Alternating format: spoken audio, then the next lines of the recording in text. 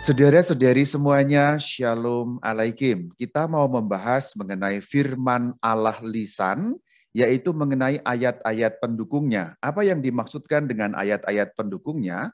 Yaitu ayat-ayat di dalam Alkitab itu sendiri yang membuktikan bahwa ada firman Allah yang sifatnya lisan. Namun untuk yang pertama kita akan bertanya, apa itu firman Allah?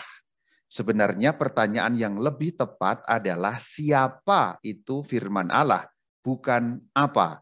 Kalau apa itu suatu perihal, satu benda, katakanlah begitu. Tetapi ini siapa itu firman Allah, berarti sosok atau boleh dikatakan pribadi.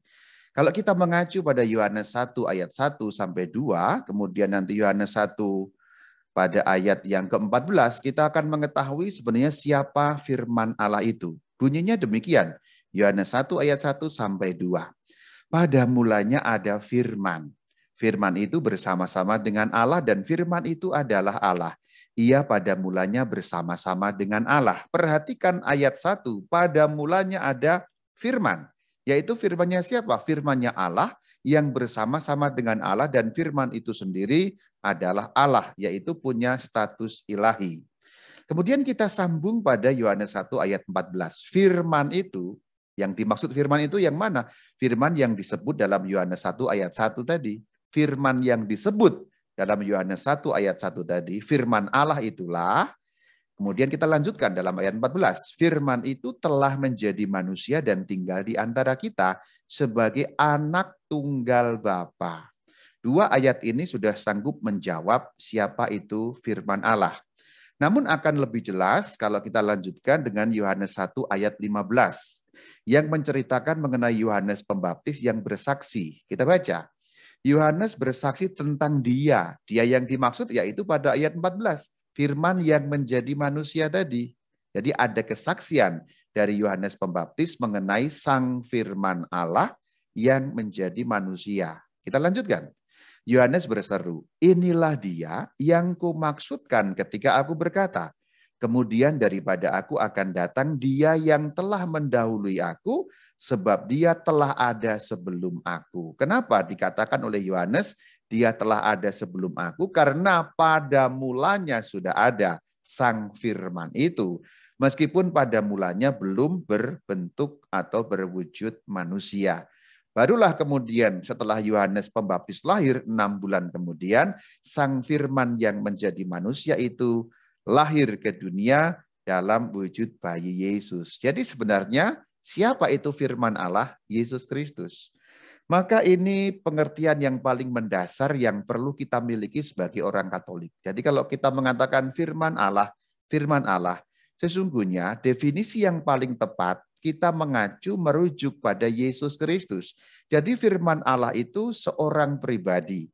Maka firman Allah yang seorang pribadi itu bisa berkata-kata dan bisa melakukan segala sesuatu.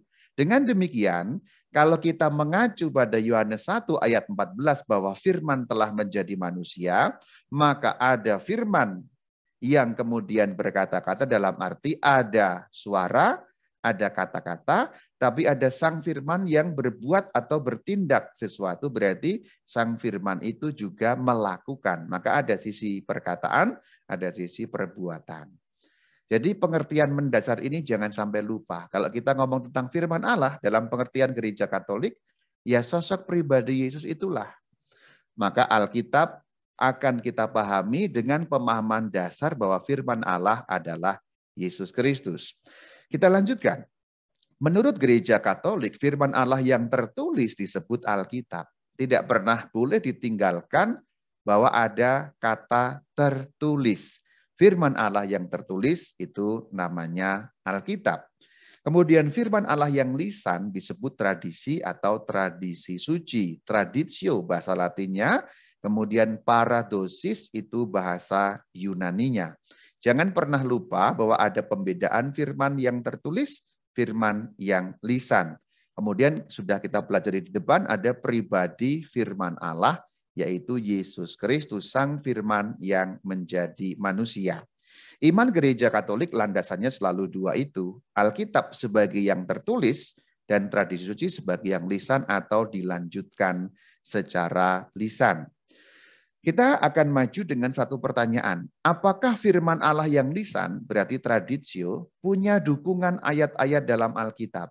Atau kalau diuraikan, apakah ayat-ayat Alkitab membuktikan kebenaran iman Katolik yang meyakini adanya firman Allah yang lisan alias tradisi alias paradosis? Jadi kalau diuraikan dengan lebih lanjut.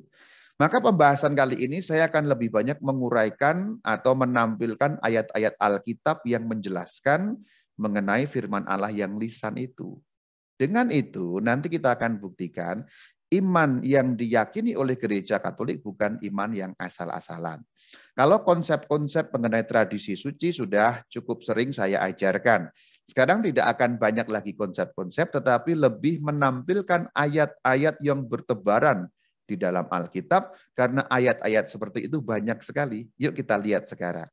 Mulai dari Injil Markus pada pasal yang ketiga ayat yang ke-14. Ia menetapkan 12 orang. Ia adalah baginda Yesus yang juga disebutnya rasul-rasul untuk menyertai dia dan untuk diutusnya memberitakan Injil. Perhatikan pada kata memberitakan Injil. Injil yang diberitakan. Diberitakan di situ maksudnya apa? Disampaikan secara lisan. Ingat baik-baik bahwa Tuhan Yesus Kristus menyuruh para rasulnya memberitakan Injil. Artinya menyampaikan secara lisan. Tuhan Yesus bahkan tidak pernah memberikan perintah kepada para rasul untuk menuliskan Injil. Kata Injil di situ tidak pernah boleh kita pahami sebagai kitab. Jadi memberitakan Injil di situ bukan memberitakan isi kitab yang sekarang kita kenal sebagai kitab-kitab Injil, tetapi kabar gembira bahwa Sang Mesias telah datang. Itulah makna dari kata Injil euangelion yang berasal dari bahasa Yunani. Eu itu baik, angelion kabar. Kabar baik tentang apa? Tentang Mesias yang telah datang, atau dalam acuan Injil Yohanes tadi tentang Sang Firman yang menjadi manusia. Kita ingat baik-baik, tidak ada perintah dari Tuhan Yesus untuk menuliskan Injil. Lebih jauh dapat kita katakan, tidak ada indikasi, saya katakan tidak ada indikasi yang menunjukkan bahwa kelak Injil akan disampaikan dalam bentuk tertulis juga di samping lisan sebagai bentuk yang asli. Apa yang dimaksud tidak ada indikasi? Tidak ada indikasi dari firman baginda Yesus. Perhatikan dari ayat Markus 3 ayat 14 tadi. Dikatakan menyertai dia, menyertai baginda Yesus dan diutus memberitakan Injil. Jadi tidak ada indikasi sedikit pun bahwa nantinya akan ada suatu bentuk Injil yang tertulis. Karena aslinya memang Injil lisan. Injil tertulis dengan demikian, karena tidak ada indikasi ke arah itu pada awal mula, itu suatu tanda petik, harus dibaca dalam tanda petik, kreasi baru yang datang belakangan. Jadi firman Allah yang lisan itulah yang asli. Maka yang tertulis adalah kreasi baru. Tentu kata kreasi baru harus kita maknai dalam tanda petik, bukan dalam arti itu dikreasi, diciptakan, tetapi tidak ada perintah dari baginda Yesus mengenai itu. Perhatikan baik-baik, ini kalimat cukup penting. Jika Tuhan Yesus menghendaki bahwa ajaran kekristenan dibatasi hanya dalam wujud kitab, beliau tidak akan berkata demikian. Maksudnya berkata demikian, yaitu perkataan yang disampaikan dalam Injil Markus 3 ayat 14 tadi. Jika Tuhan menghendaki nantinya kekristenan atau ajaran tentang Kristus dibatasi hanya dalam wujud kitab sola scriptura, kalau saya katakan, kalau Tuhan menghendaki sola scriptura, maka kalimat Markus 3 ayat 14 harus ada tambahannya dong. Untuk diutusnya memberitakan Injil dan kelak menuliskan Injil itu. Nah, kalau ada indikasi ke arah itu, ke arah sola scriptura. Artinya tidak ada tanda-tanda bahwa Sang Kristus ingin ajarannya hanya dibatasi dalam wujud kitab. Referensinya Markus 3 ayat yang ke-14. Artinya firman Allah alias Injil tidak dibatasi hanya dalam wujud kitab. Dan memang baginda junjungan kita Yesus Kristus tidak pernah memaksudkan ajarannya nanti terbatas hanya dalam wujud kitab. Maka sola scriptura tidak mendapat tempat kalau kita mengacu firman-firman Tuhan Yesus yang tertulis, tersurat di dalam kitab-kitab Injil itu sendiri. Tidak ada indikasi ke arah sana. Lanjutkan sekarang dari Injil Lukas. Lukas 10 ayat yang ke-16. Siapa saja yang mendengarkan kamu, ia mendengarkan aku. Dan siapa saja yang menolak kamu, ia menolak aku. Dan siapa saja yang menolak aku, ia menolak dia yang mengutus aku. Perhatikan mendengarkan kamu. Kamu konteksnya di situ adalah para murid, para rasul yang diutus oleh baginda Yesus. Perhatikan pada kata mendengarkan kamu. Mendengarkan utusan-utusan, yaitu mendengarkan para rasul. Di sana bukan dikatakan membaca tulisanmu, tetapi dikatakan mendengarkan kamu. Kalau Sang Kristus mengindikasikan adanya sola scriptura, maka kalimatnya harus dikatakan siapa saja yang membaca tulisanmu. Nah itu. Karena kan Sang Kristus mengetahui masa depan, maka pastilah ada indikasi ke arah itu. Tapi tidak dikatakan membaca tulisanmu, tapi mendengarkan kamu. Artinya itulah hakikat utama dari pewartaan Injil, yaitu ada dalam bentuknya yang lisan. Perkataan lisan itu kan keluar dari Tuhan Yesus, kemudian disampaikan kepada para rasul. Dari para rasul disampaikan kepada para penerusnya yang dijamin dalam suksesi apostolik. Suksesi penerusan, apostolik itu rasul atau kerasulan. Jadi suksesi apostolik itu penerusan sejak zaman para rasul atau penerusan rasuliah, itu maksudnya. Nah, di dalam gereja Katolik, suksesi apostolik itu terjamin kelangsungannya dari zaman ke zaman. Maka gereja Katolik punya sambung mata rantai yang tidak terputus sampai kepada zaman para rasul. Dengan demikian, suksesi apostolik itu menjaga keaslian Injil dari zaman ke zaman. Justru karena gereja Katolik bisa merunut ajarannya sampai kepada zaman para rasul. Itulah nilai pentingnya suksesi apostolik. Maka kalau ada kelompok yang memutus suksesi apostolik, memutus mata rantai itu, kelompok tersebut pastilah kehilangan ajaran yang otentik atau ajaran yang benar yang nyambung sampai zaman para rasul. Gereja Katolik tidak pernah memutus mata rantai sukses itu sehingga keaslian Injil terjaga. Lanjut sekarang Markus 13 ayat 31. Langit dan bumi akan berlalu, tetapi perkataanku tidak akan berlalu. Jadi dikatakan di situ perkataanku. Dikatakan langit dan bumi tidak akan berlalu. Saya ulangi, langit dan bumi akan berlalu, tapi perkataan Tuhan tidak akan berlalu. Kenapa?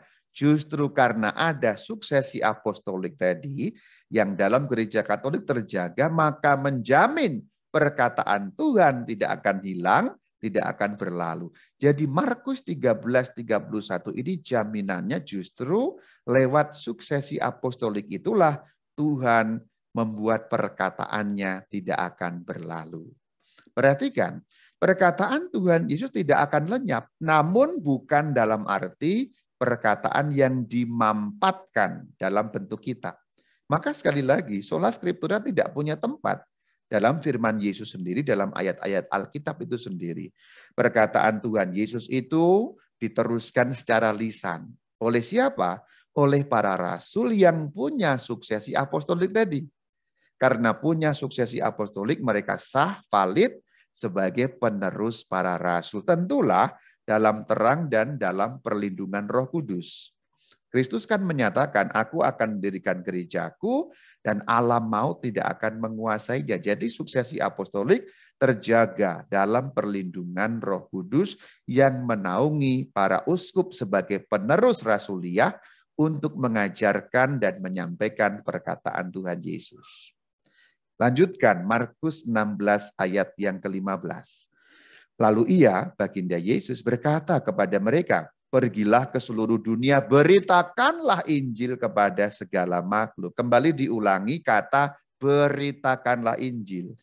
Markus 16 berarti bagian-bagian terakhir dari Injil Markus. Artinya itu kan adegan-adegan terakhir sebelum Sang Kristus naik ke surga, bukan? Artinya itu saat-saat terakhir perutusan yang disampaikan Sang Kristus kepada para rasul, yaitu zaman ketika Sang Kristus sudah bangkit dari kematian. Tidak ada indikasi. Oke lah kalau tadi Markus awal-awal tadi boleh orang mengatakan itu kan Kristus belum wafat, belum bangkit, Rama. Oke kalau ada dalih seperti itu. Tapi Markus 16 berarti Sang Kristus sudah bangkit. Katakanlah bahasa simpelnya siap-siap naik ke surga detik-detik terakhir. Kalau seandainya ada indikasi perintah menulis kitab, kira-kira akan berbunyi apa? Pergilah ke seluruh dunia, beritakanlah Injil kepada segala makhluk, dan jangan lupa menuliskan Injil itu. Iya apa tidak? Ya jawabannya iya.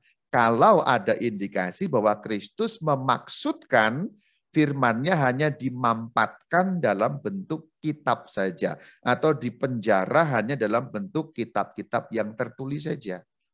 Buktinya bagian terakhir sebelum saat beliau naik ke surga tidak ada perintah seperti itu. Maka hakikat dari firman ya yang lisan itu pada awal mulanya. Beritakanlah dalam arti katakanlah secara lisan. Tidak ada indikasi seperti saya katakan. Dan juga lebih lanjut tidak ada indikasi bahwa Tuhan Yesus memaksudkan pemberitaan lisan berhenti setelah adanya Injil tertulis. Tidak ada. Kalau baginda Yesus memaksudkan bahwa begitu ada yang tertulis, yang lisan berhenti dan tidak usah dipercaya, pasti kalimatnya tidak seperti itu. Maksud saya adalah, itulah kenapa gereja Katolik sampai hari ini kemudian memegang apa yang menjadi pemberitaan lisan itu sebagai yang berkesinambungan tidak berhenti. Artinya, baginda Yesus tidak pernah punya maksud bahwa kalau sudah ada yang tertulis, yang lisan berhenti loh, tidak ada maksud atau indikasi ke arah seperti itu. Karena beberapa kelompok mengatakan karena sudah ada yang tertulis, yang lisan tidak lagi diperlukan. Oh tidak demikian. Kalau kita melihat dengan jelas ayat-ayat dalam Alkitab, ketika baginda Yesus sudah akan naik ke surga seperti dikatakan dalam Markus 16 tadi. Lagi pula kalau kita lihat secara kesejarahan, ini di luar ayat-ayat Alkitab, kesejarahan, Alkitab seperti yang kita kenal sekarang belum terbentuk sampai abad yang keempat. Tulisan-tulisan memang sudah ada, tapi kan terpisah-pisah, tersebar-sebar, belum dikumpulkan. Surat Roma ya ada di Roma, surat Korintus ya ada di Korintus, surat Efesus ya ada di Efesus, dan lain sebagainya. Injil-Injil pun demikian. Injil Matius ya ada di Yerusalem atau ada di Palestina atau ada di Syria. Injil Markus ada di Roma, Injil Yohanes ada di Efesus, dan lain sebagainya. Dan hanya dipakai pertama-tama oleh jemaat-jemaat setempat itu. Simpelnya pada masa awal, yang punya Injil Markus ya hanya umat di Roma. Umat Yerusalem ya hanya punya Injil Matius. Umat di Efesus ya hanya punya Injilnya Yohanes. Ada tapi terpisah-pisah. Jadi alasan untuk adanya sola scriptura tidak memenuhi dua kriteria sekaligus yang kita bahas. Pertama, kriteria tidak ada ayatnya dalam Alkitab. Yang kedua, kriteria historis. Tidak nyambung kalau kita lihat secara kesejarahannya. Lanjut pada Lukas 24 ayat 47. Ini sama.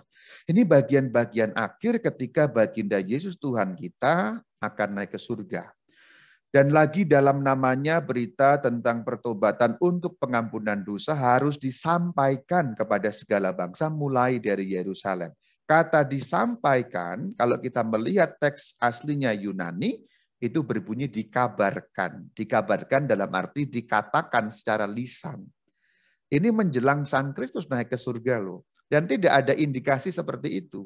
Kalau Anda indikasi seperti itu, yaitu maksudnya ada indikasi untuk menulis, pasti akan dikatakan berita tentang dan seterusnya harus disampaikan kepada segala bangsa mulai dari Yerusalem, dan selanjutnya nanti tuliskanlah.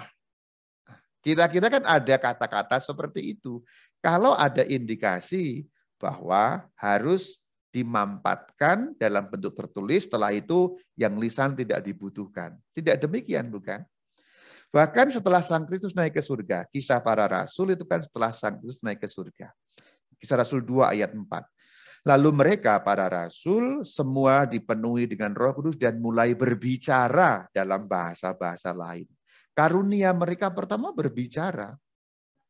Kalau mereka harus menuliskan sebagai tugas dari Sang Kristus, kira-kira ayatnya tidak akan berbunyi begitu. Mereka semua dipenuhi dengan Roh Kudus dan mulai menulis. Kalau Sang Kristus memaksudkan bahwa firman-Nya harus dibatasi hanya dalam wujud tertulis atau kitab-kitab, maka harusnya itu prioritas. Kalau demikian loh. Harusnya begitu karunia Roh Kudus turun, langsung nulis karena supaya masih ingat, masih anget gitu kan. Kenapa harus nunggu puluhan tahun kemudian? Karena memang prioritas bukan tulisan. Ayat-ayat Alkitab selalu memprioritaskan apa yang lisan. Maka yang tertuliskan katakanlah kreasi baru yang kemudian. Ini semua ayat-ayat Alkitab yang saya tampilkan untuk mendukung bahwa memang benar firman Allah lisan itu kebenaran yang perlu dipegang selanjutnya. Kisah Rasul 15 ayat 27 selanjutnya ya. Ini bagian ketika kekristenan sudah luas sekali. Ini cerita mengenai seputar konsili Yerusalem ketika ada perbantahan atau debat mengenai wajib tidaknya orang non-Yahudi yang menjadi Kristen, waktu itu namanya masih Jalan Tuhan, meskipun di Antioquia sudah bernama Kristianos atau Kristen, tapi secara umum orang masih kenal juga Jalan Tuhan. Ada masalah kalau orang non-Yahudi jadi Kristen harus sunat apa tidak. Artinya ini kekristenan sudah menyebar kemana-mana. Bukan lagi ada di wilayah Yahudi atau terutama kota Yerusalem. Yuk kita baca nasnya. Kami telah mengutus Yudas dan Silas yang secara lisan akan menyampaikan sendiri hal-hal ini kepadamu. Perhatikan pada kata secara lisan. Saya ulangi kalimat dalam ayat Kisah Rasul 15 ayat 27 ini. Kami, para rasul yang bersidang di Yerusalem, dalam konsili Yerusalem, telah mengutus Yudas dan Silas yang secara lisan akan menyampaikan hal-hal ini kepada kamu. Kamu maksudnya orang-orang Kristen yang ada di Antioquia, Kilikia, dan Syria pada zaman itu. Pendek kata, orang-orang Kristen non-Yahudi yang sudah ada di luar wilayah Palestina, Israel. Perhatikan, secara lisan. Ini praksis apostolon alias kisah para rasul bab 15 loh. Yesus sudah naik ke surga, sudah sekian tahun ya. Kurang lebih ini sudah 20-an tahun, kurang lebih lah katakanlah begitu. Atau 15 tahun setelah baginda Yesus naik ke surga ya. Ini sudah bukan waktu yang singkat. Dan tetap dikatakan secara lisan. Memang ada bagian yang tertulis, karena ada surat. Jadi kalau kita perhatikan konteksnya, ada surat yang dikirimkan oleh para rasul, tetapi kenapa Yudas dan Silas harus menyampaikan lisan? Padahal sudah ada surat. Nah ini kuat sekali sebenarnya. Ayat ini, yaitu pada Kisah Rasul 15:27 ini kuat sekali mendukung pengajaran gereja Katolik mengenai firman Allah lisan yang kita sebutnya tradisio. Kan sudah ada surat. Kalau sudah ada surat dan memang Sang Kristus memaksudkan yang penting itu surat atau yang tertulis, maka Yudas dan Silas tidak usah diutus untuk menyampaikan secara lisan. Kenapa Yudas dan Silas harus menyampaikan lisan kalau sudah ada surat? Itu kan problemnya. Kalau sola scriptura, hanya yang tertulis, cukuplah surat. Kirim saja, baca sendiri, selesai. Kenapa harus seperti itu? Kalau kita perhatikan konteks pada bab 15 dari Kisah Para Rasul menjadi lebih jelas. Yuk kita perhatikan. Dikatakan pada Kisah Rasul 15 ayat 23. Kepada mereka diserahkan surat yang bunyinya. Nah ini, salam dari Rasul-Rasul dan seterusnya. Jadi Yudas dan Silas memperjelas, menguraikan apa yang belum jelas, apa yang terlalu singkat, apa yang masih membutuhkan penjelasan di dalam apa yang tertulis. Demikian juga tradisi suci terhadap Skriptura atau Alkitab memperjelas apa yang belum jelas. Seperti tugasnya Yudas dan Silas tadi. Kalau yang tertulis cukup, ya tidak perlu Yudas dan Silas kan. Karena itulah Yudas dan Silas diutus justru karena yang tertulis kadang-kadang memerlukan atau sering atau malah harus memerlukan penjelasan yang lisan yang kita sebutnya sebagai traditio. Lebih lanjut begini, menarik sekali yang lebih lanjut. Yudas dan Silas diperlukan karena yang tertulis tidak cukup. Keterangan lisan menjelaskan yang tertulis. Selanjutnya lagi pula, nah ini menarik ini. Saya katakan kalau firman Allah dibatasi hanya pada yang tertulis, berarti ada firman Allah yang hilang. Kenapa? Karena surat yang disebut dalam Kisah Rasul 15:23 tadi tidak ada dalam Alkitab kita. Suratnya hilang. Tidak ada. Dalam arti sebagai sebuah tulisan yang khusus, memang di dalam Kisah Rasul 15 itu dituliskan isinya. Tetapi isinya secara garis besar saja bukan. Tapi suratnya mana? Yaitu surat kepada umat di Antioquia. Nah gitu kan. Jadi mestinya kan ada dalam Alkitab. Surat kepada jemaat di Antioquia. Yaitu surat yang dikirim dari Konsili Yerusalem itu. Mestinya kan ada. Nah kalau firman Allah dibatasi pada yang tertulis, berarti itu kan tidak ada suratnya. Meskipun sekarang tersimpan dalam kisah para Rasul 15. Tapi pastilah surat yang otentiknya kan tidak ada lagi. Kita tidak punya dalam wujud kitab, gitu maksud saya. Nah, lalu bagaimana? Ya pentinglah firman Allah lisan itu. Lanjut sekarang. Surat Roma 10 ayat 8. Tetapi apa katanya? Demikian. Firman itu dekat kepadamu, yakni di dalam mulutmu dan di dalam hatimu. Itulah firman iman yang kami beritakan. Perhatikan kami beritakan. Bahkan Rasul Paulus memberikan catatan kuat. Rasul Paulus, orang yang rajin menulis. Isi Alkitab Perjanjian Baru sangat banyak bukan? Surat-surat atau tulisan Paulus. Tapi itu pun beliau memberikan penegasan firman yang kami beritakan dalam arti yang kami sampaikan secara lisan. Roma 10 ayat 17 memberi penekanan lebih lanjut lagi. Iman timbul dari apa yang didengar. Dan apa yang didengar itu berasal dari pemberitaan tentang Kristus. Apa yang didengar, firman Allah lisan tentu saja. Bertebaran di mana-mana. Ayat-ayat pendukung mengenai traditio itu. Sekarang lanjut lagi masih Rasul Paulus ya. Kalau kita menampilkan Rasul Paulus itu lalu menjadi kelihatan di sini ya. Ia sangat rajin menulis tetapi juga sangat menggarisbawahi apa yang lisan itu. 1 Korintus 15 ayat 1. Saudara-saudara, aku mau mengingatkan kamu. Perhatikan kepada apa? Injil yang aku beritakan kepadamu. Dan yang kamu terima. Dan yang di dalamnya kamu teguh berdiri. Perhatikan. Injil yang aku beritakan.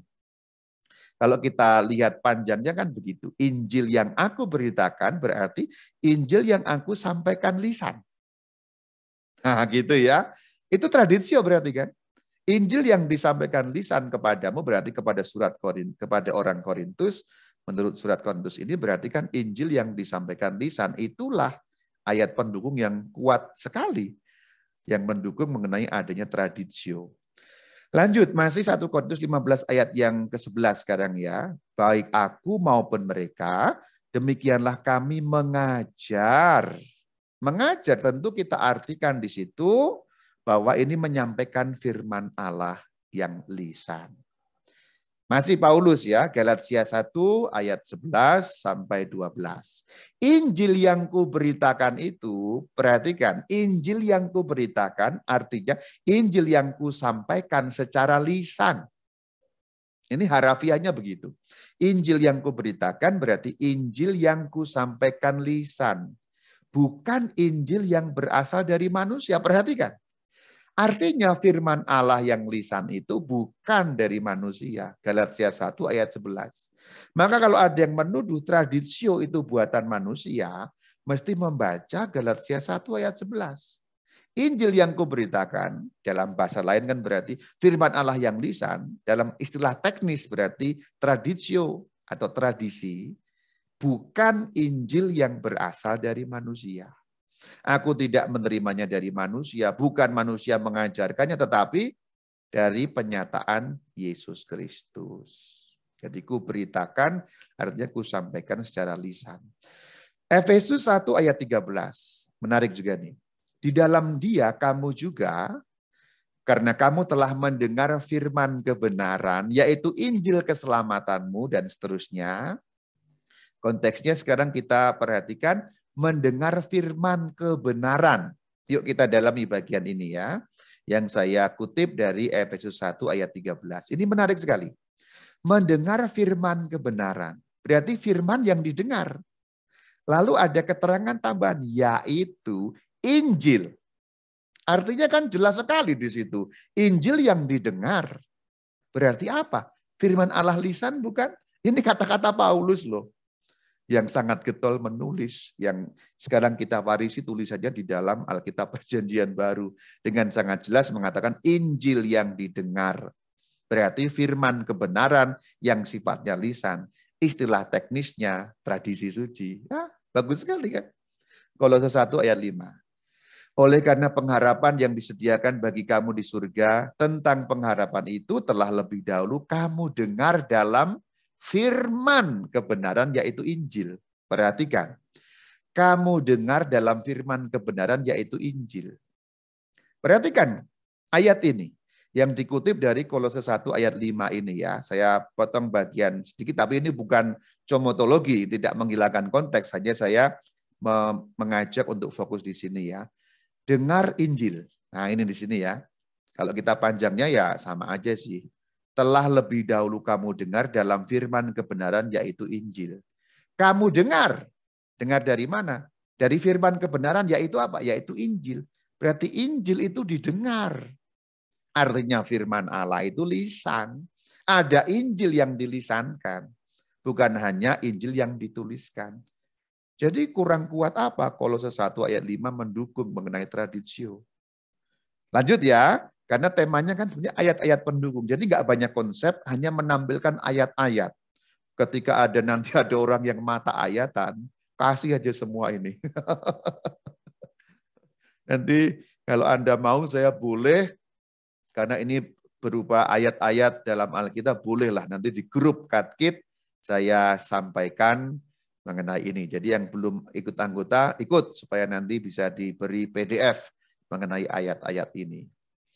Selanjutnya, sekarang kita masih pada Rasul Paulus ya, 1 Tesalonika 2 ayat 13. Kamu telah menerima firman Allah yang kami beritakan itu.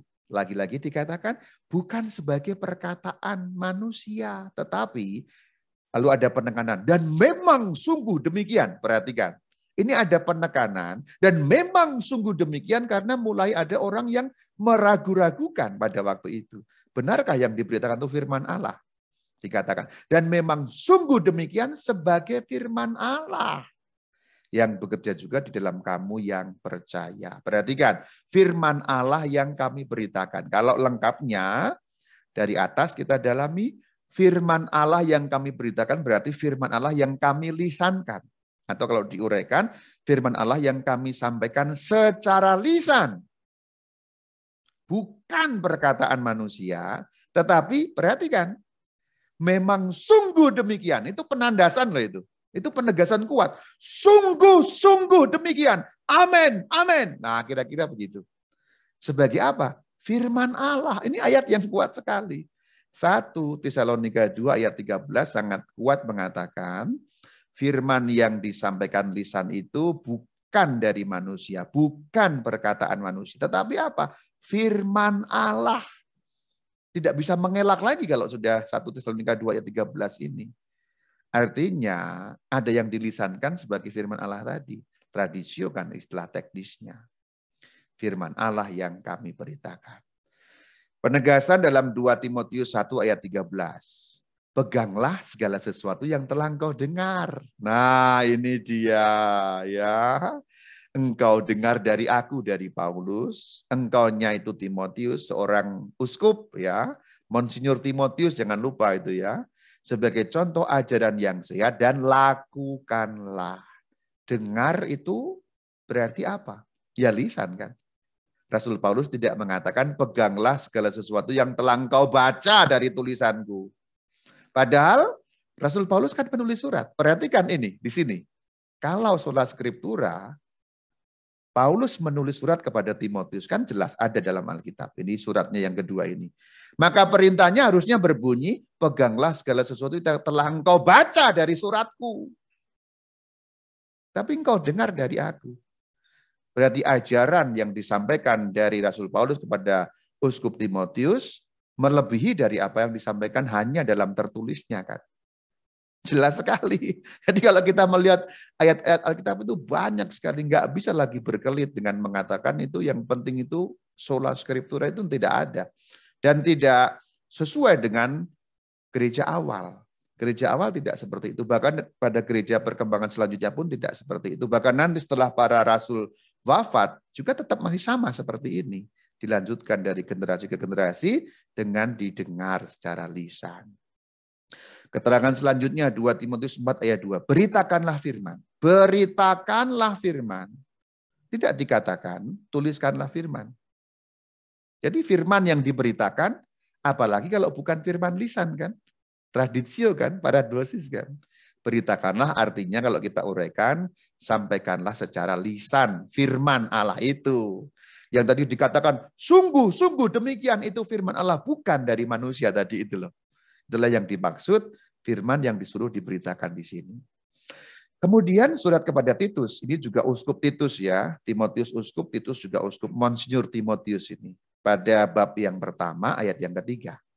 Pada waktu yang dikehendakinya, ia telah menyatakan firman-Nya dalam pemberitaan Injil yang telah dipercayakan kepadaku sesuai dengan perintah Allah Juru Selamat kita. Pemberitaan Injil berarti Injil yang lisan, firman-Nya, berarti firman-Nya dalam wujud lisan. Nah kan begitu. Timotius 1 ayat yang ketiga. Pemberitaan Injil, Injil dalam wujud kabar lisan. Ini paling kunci kalau mau kita dalami. Dari Rasul Petrus ya. 1 Petrus pada pasal yang pertama ayat yang ke-25. Firman Tuhan tetap untuk selama-lamanya. Firman inilah, firman yang mana? Firman Tuhan pada kalimat sebelumnya. Firman Tuhan inilah Injil yang diberitakan kepada kamu. Ayo didalami kalimatnya. Firman Tuhan tetap untuk selama-lamanya. Firman Tuhan tetap. Jadi tidak berubah, tidak dikurangi, tidak ditambah, tidak kemudian dikorupsi, tidak kemudian hilang, katakanlah begitu. Karena tetap untuk selamanya. Firman inilah, firman yang mana? Yang dimaksud firman Tuhan dalam kalimat sebelumnya. Firman Tuhan itu adalah, nah kalimatnya kan berbunyi begitu. Atau firman Tuhan ini adalah Injil yang diberitakan. Injil yang diberitakan harafiahnya Injil yang disampaikan lisan. Jadi kalau kita memahami 1 Petrus 1 ayat 25, ini kata yang sangat kunci sekali. Firman inilah, firman Allah inilah, firman Tuhan inilah Injil yang diberitakan. Artinya Injil yang disampaikan lisan kepadamu. Kalau dikatakan firman Tuhan tetap, berarti yang diberitakan lisan ini harus tetap apa tidak? Ya harus tetap ada. Tidak kemudian hanya terbatas pada yang tertulis. Perhatikan ini kunci sekali. Ayo diperhatikan ayat ini ya. Firman Tuhan tetap, tetapi keterangan lanjutannya, yang tetap itu Injil yang lisan. Nah gitu loh.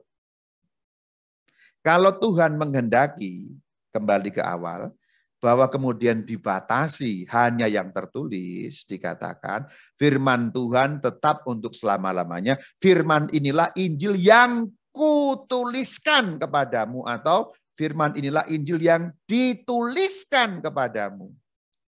Tetapi tidak dikatakan dituliskan, tapi diberitakan. Ya kan ditulis juga diberitakan sama, oh tidak. Ini kalau kita lihat, dalam teks Yunaninya maknanya bukan berarti diberitakan dalam pengertian bahasa Indonesia, tapi diperkatakan. Diperkatakan dalam arti disampaikan lisan. Jadi Bukan berarti berita tertulis juga bisa benar, bukan. Ini tidak ada tafsiran seperti itu. Memang kalau dalam bahasa Indonesia kata diberitakan bisa juga berita tertulis kan begitu. Orang bisa berkelit, tapi ini kalau kita lihat teks aslinya tidak dalam arti begitu, tapi diperkatakan.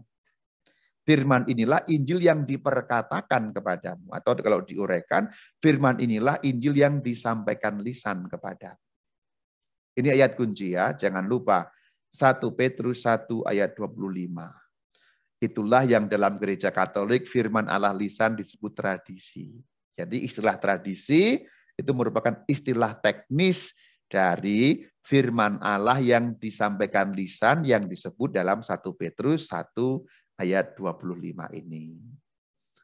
Selanjutnya penegasan dalam 2 Petrus 1 ayat 12 sampai ayat 15. Aku senantiasa bermaksud mengingatkan kamu tentang semuanya itu. Tetapi aku berusaha supaya juga sesudah kepergianku, kepergiannya Rasul Petrus, kamu selalu mengingat. Perhatikan, firman Allah lisan diberitakan, kemudian diingat. Mengingat semuanya itu maksudnya apa? Mengingat yang diberitakan, disampaikan lisan tadi. Perhatikan ya, ini penegasan yang kuat. Mengingat mengandaikan sesuatu yang sifatnya pewartaan lisan. Ini penegasan yang sangat kuat mengenai firman Allah lisan itu. Sekarang Rasul Yohanes. Tadi sudah Paulus, kemudian Petrus, sekarang Yohanes. 2 Yohanes 1 ayat 12. Sungguh pun banyak yang harus kutulis kepadamu. Dan memang banyak yang harus ditulis, bukan? Dan juga selain Rasul Paulus, Rasul Yohanes kan juga sangat getol menulis. Injil ditulis oleh Yohanes, kemudian surat ada 3, kemudian kitab Wahyu. Ini beliau yang banyak menulis pun mengakui, aku tidak mau melakukannya. Teksnya lihat, dengan kertas dan tinta. Tetapi aku, Yohanes, yang banyak menulis itu juga, yang bahkan juga menulis Injil, berharap datang sendiri kepadamu dan berbicara berhadapan muka dengan kamu supaya sempurnalah, perhatikan, sempurnalah sukacita kita. Jadi kesempurnaan sukacita atau kesempurnaan pewartaan itu termasuk yang lisan itu. Berarti kalau ayat tertulis nggak sempurna, Rama, ya nggak sempurna memang. Kesempurnaannya jelas ini dalam ayat ini, sempurnalah sukacita kita. Banyak yang harus ditulis, tapi aku nggak mau, kata Yohanes kan. Ini jelas sekali. Ini nggak usah perlu tafsir apa-apa. Berbicara berhadapan muka itu sudah sangat jelas. Menjelaskan apa yang sudah ditulis, menguraikan yang lebih jauh daripada yang ditulis atau bahkan tidak ada dalam tulisan. Sekarang Yohanes 3, surat Yohanes ketiga ayat 13. Banyak hal yang harus kutuliskan. Ini penegasan saja. Jadi surat yang kedua sudah bicara itu, diulang dalam surat yang ketiga. Tapi aku tidak mau nulis dengan tinta dan pena. Maunya apa? Ya menyampaikan langsung. Menyampaikan firman Allah lisan. Itulah yang ditegaskan dalam surat ketiga Yohanes pada ayat yang ke-13. Itu tadi berbagai ayat-ayat yang menunjukkan firman Allah yang lisan, ayat-ayat pendukung mengenai itu semua. Jadi ini tidak banyak konsep, hanya untuk menjawab kalau ada yang mata ayatan, supaya juga terjawab dengan ini semua. Kalau untuk kita yang Katolik tentu akan menguatkan iman kita bahwa ajaran Katolik tidak ngawur, tapi akarnya kuat sekali dalam ayat-ayat suci Alkitab. Bagian selanjutnya, saya akan membahas mengenai Tuhan Yesus dalam kaitan dengan tradisi. Apakah Yesus Tuhan mengecam tradisi? Karena juga ada banyak tuduhan di luar Katolik yang mengatakan jangan percaya pada tradisi karena Yesus Kristus mengecam tradisi. Yuk kita lihat ayat yang sering diajukan, Matius 15 ayat yang ketiga. Jawab Yesus kepada mereka, mengapa kamu pun melanggar perintah Allah demi adat istiadat nenek moyangmu? Loh itu kan ada istiadat, Rama. Oke. Yang diterjemahkan sebagai adat istiadat itu Yunaninya, karena kan bahasa asli Alkitab Perjanjian Baru atau Injil kan Yunani. Jadi kita tidak bisa menggunakan dasar bahasa Indonesia. Kalau ada sesuatu yang harus diuraikan ya diacu pada teks Yunaninya. Yang diterjemahkan adat istiadat memang tidak kelihatan sebagai tradisi kalau dalam bahasa Indonesia. Tetapi kalau kita mengacu pada teks aslinya Yunani, kelihatan itu bunyinya paradosin. Paradosin, paradosis, itu traditio Latinnya. Jadi bahasa Latin traditio, itu Yunaninya paradosis. Dan itulah di situ. Maka kalau dibaca, maka kamu pun melanggar perintah Allah demi paradosinmu. Nah, kira-kira begitu. Saya perbandingkan dengan terjemahan Inggris lah. Ini bukan terjemahan Katolik. Saya ambil dari KJV ya, King James Version, ayat yang sama. Langsung pada bagian yang cetak warna putih di bagian atas ya, your tradition. Nah, itu KJV menerjemahkan harafiah. Jadi paradosin Yunaninya diterjemahkan tradisi. Berarti ayat ini bisa dibaca dalam terjemahan lain mengacu pada Yunaninya dan perbandingan bahasa Inggris tadi, bisa dibaca demikian. Mengapa kamu pun melanggar perintah Allah demi tradisimu? Berarti pertanyaannya adalah, apakah Yesus mengecam tradisi? Menurut Matius 15 ayat 3, dikatakan ada kecaman dari baginda Yesus yang mengatakan, kenapa kamu ikut tradisi demi melanggar perintah Allah? Atau kalau dibalik, mengapa kamu langgar perintah Allah demi mengutamakan tradisimu? Nah ini senang. Jadi kalau yang suka nyerang gereja Katolik senang ini.